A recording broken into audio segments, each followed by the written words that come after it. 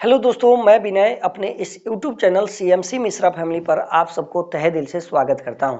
हाँ तो दोस्त, मैं आशा करता हूं कि आप स्वस्थ होंगे और पढ़ाई में व्यस्त होंगे।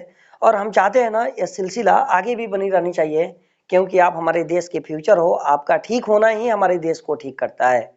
तो आइए दोस्त, आपकी निरंतरता को बनाए रखने के लिए हम उस कड़ी को लेकर आगे बढ़ रहे हैं ना, जिसे हम कल के लेक्चर में छोड़े थे।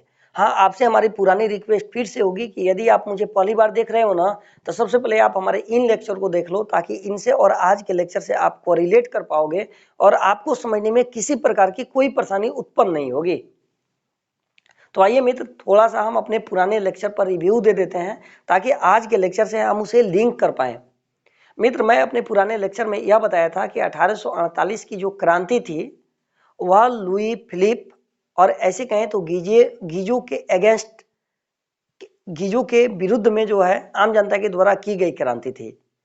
यानी लुई फिलिप को जिस उद्देश्य के साथ वहाँ की जनता, वहाँ की प्रेस, वहाँ की बात मैं कर रहा हूँ तो फ्रांस की जनता, फ्रांस की प्रेस या फ्रांस के उदारवादी जिस उद्देश्य की पूर्ति के लिए लुई फिलिप को सम्राट बनाए रहते हैं, लुई फिलिप वैसा करने में असमर्थ होता है। ऐसे कहें तो लुई फिलिप अपनी सत्ता को बरकरार रखने के लिए या अपने आप को बनाए रखने के लिए, वह अपने विरोधियों को खुश करने के लिए वह स्वर्णिम मध्यवर्गीय नीति का अवलंबन करता है। और इसी का परिणाम मित्र रहता है 1840 का गीजो को प्रधानमंत्री के तौर पर प्रस्तुत करना। और मित्र, मैं पुराने लेक्चर में यह भी बताया था कि गीजो बस पोलिगनेक का ही होमशक्ल रहता है।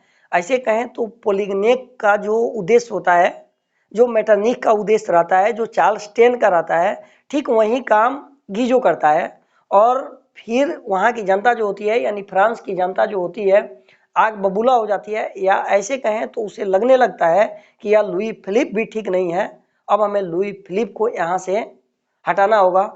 और इस प्रकार मित्र क्या होता है, आपको याद होगा, डेट याद होगा कि 22 फरवरी 1848 में थियर्स के नेतृत्व में पेरिस में एक महाभोज का आयोजन किया जाता है और वहीं से क्रांति की शुरुआत कर दी जाती है और लुई फिलिप को मजबूर कर दिया जाता है गद्दी को छोड़ने के लिए।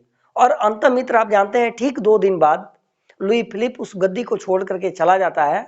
इसी को 1848 की क्रांति के नाम से जानते हैं। और मित्र, आज मिलनी रूप से हम बातचीत करने वाले हैं ना कि 1848 की क्रांति का परिणाम क्या रहा, जैसे कि हम बोर्ड पर मेंशन किए हुए हैं। आइए इस पर बातचीत करते हैं। मित्र, 1848 की क्रांति, 1848 की फ्रांस की क्रांति का प्रभाव जो है ना, सबसे पहले तो यह रहा कि नेशनल असेंबली ने गणतंत्र की घोषणा कर दी।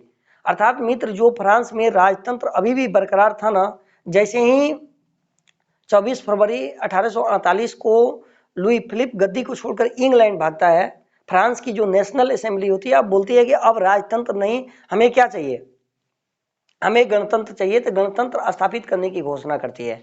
उसके बाद मित्र, मैं प्रभाव की बात करूं तो 21 वर्ष से ऊपर सभी वयस्क पुरुषों को मताधिकार के साथ काम के अधिकार देने की गारंटी दी जाती है। होता है ना अच्छा बात। यानी पहले फ्रांस में ऐसा होता है मित्र कि मजदूर मजदूर ही होते रहते हैं, वो उन्हें कब काम मिले कब काम ना मिले, सरकार का इससे कोई लेना देना नहीं होता है। या ऐसे कहें तो वहाँ के सम्राट का कोई लेना देना नहीं होता है। और ऐसे कहें तो सरकार के कार्य या राजा के कार्य में किसी प्रकार का दखल देने का अधिकार जो है, वह सब लोगों को नहीं रहता है, या मत देने का अधिकार सब लोगों को नहीं रहता है, कुछ विशेष लोगों को, या ऐसे कहें तो गिने चुने लोगों को ही होता है। लेकिन 1848 की क्रांति का प्रभाव यह रहता है कि उन सारे लोगों को मत देने का अधिकार मिलता है जो वयस्क होते हैं। और वयस्क चुनने का आधार जो होता है वह एज होता है मित्र 21 वर्ष। और काम देने की गारंटी भी सरकार की होगी। इस तरह का प्रभाव इस क्रांति के माध्यम से उत्पन्न होता है। उसके बाद मित्र मैं बात करूं ना, तो आप जानते हैं कि इसमें गणतंत्रवादियों का नेता लमार्टीन होता है और सुधारवादियों का नेता लुई बला होता है। लेकिन दोनों में मित्र आपस में मतभेद हो जाते हैं। मतभेद की बात मैं कहूँ ना, तो लुई बिली चाहता है कि स्वतंत्रता दी जानी चाहिए पब्लिक को, यदि स्थिरता को बरकरार रखनी है तो। लेकिन यह लमार्टीन जो है नहीं चाहता है। अच्छा, लमार्टीन और लुई बला के यह बहुत अच्छे लोग होते हैं, इनके बारे में मित्र मैं बातचीत कभी करूंगा शॉर्ट वीडियो में। तो ये दोनों में मतभेद हो जाता है, जिसका परिणाम यह होता है कि नेपोलियन फिर फ्रांस का सम्राट। अरे वो नेपोलियन की बातें मैं मित्र नहीं कर रहा हूँ जो 1815 में मरा होता है। नेपोलियन ये प्रथाएं जिस तरह से Louis one, Louis Philippe one, Louis Philippe two, या ऐसे कहें तो Charles one, Charles two, Charles ten, ठीक उसी तरह से नेपोलियन दूसरा सम्राट बनता है। उसके बाद मित्र मैं बात करूं ना, 1848 की क्रांति का प्रभाव यह होता है कि पुरातन व्यवस्था बिल्कुल रूप से नष्ट हो जाती है, यानी जो कुछ विशेष लोगों को विशेषाधिकार मिला रहता है वह फिर से समाप्त हो जाता है, जैसा कि नेपोलियन बोनापार्ट चाहता था। ऐसे कहें ना तो सब लोगों को अब बोलने की अधिकार मिल जाती है, जैसा कि आज आप वर्तमान परिदृश्य में देख रहे हैं। तो ये 1848 की क्रांति का ही प्रभाव होता है कि आम जनता भी अब जो है आवाज उठा सकती है।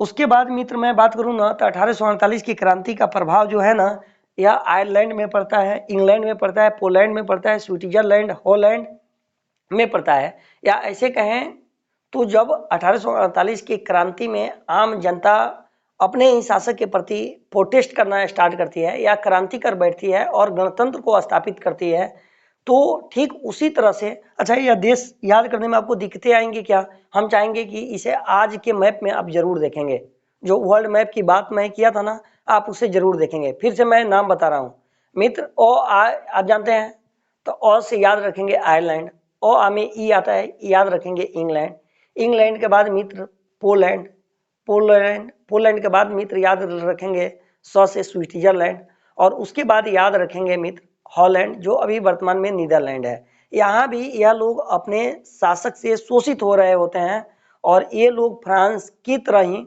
या ऐसे कहें तो 1848 के क्रांति की तरह ही क्रांति कर बैठते हैं। या ऐसे कहें तो राष्ट्रीयता जो है ना, या राष्ट्रवाद जो है ना, इनमें भी व्यापक रूप से आगे बढ़ उठती है।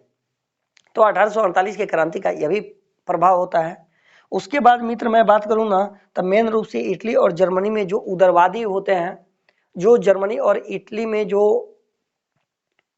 शोषित लोग होते हैं, या ऐसे कहें तो जो आंदोलन उठ खड़ा होता है, उसमें यह लोग अपनी अग्रणी भूमिका निभाते हैं, उदारवादी लोग। और ऐसे कहें तो इटली और जर्मनी का एकीकरण का मार्ग जो है ना कहीं 1848 की क्रांति जो है ना उसकी पृष्ठभूमि तैयार करती है, जिससे इटली और जर्मनी आपस में एकीकृत होता है। या ऐसे कहें तो इटली जो छोटे छोटे गणराज्यों में बटा हुआ होता है, जो मेटरनिक किया रहता है, वह फिर से एक होता है।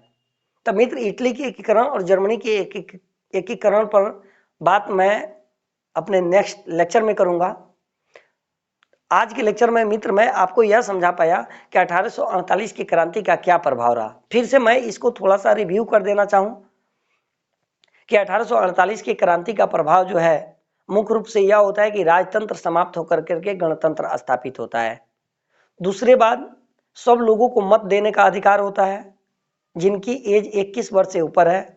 लोगों को काम की गारंटी राजा लेगी, इसकी बात होती है। उसके बाद इसका इम्पैक्ट जो है यह 5 लैंड में पड़ता है, आयरलैंड में पड़ता है, इंग्लैंड में पड़ता है, उसके बाद मित्र पोलैंड में पड़ता है, स्विट्जरलैंड में पड़ता है, और इधर नीदरलैंड या हॉलैंड में पड़ता है।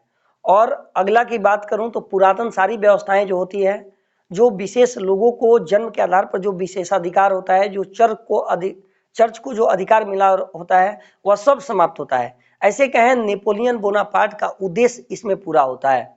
और आपके जानकारी के लिए मित्र मैं बता दूं कि इनमें दो नेता होते हैं, गणतंत्रवादियों के नेता होते हैं लमार्टिन, और सुधारवादियों के नेता होते हैं लुई ब्ला। इन दोनों में मतभेद के कारण जो है नेपोलियन जो होता है वह सम्राट बनता है। और यही मित्र इस क्रांति का प्रभाव होता है। और विशेष रूप से इस क्रांति का प्रभाव जो है इटली को एक करने में, जर्मनी के एक करने में अपनी अग्रणी भूमिका निभाता है। तो मित्र अपने नए लेक्चर में हम बातचीत करेंगे ना कि इटली के एकीकरण कैसे होता है, या इटली के एकीकरण में किन किन लोगों का महत्वपूर्ण योगदान होता है। तो मित्र मैं आपको समझा पाया कि 1848 की क्रांति का प्रभाव क्या रहा। तो फिर मिलते हैं नए लेक्चर में और उसमें बातचीत करेंगे ना कि इटली का एकीकरण कैसे हुआ। मित्र आपने मुझे ध्यान से सुना, इसके लिए एक बार पुनः सत नमन। Okay bye, thanks.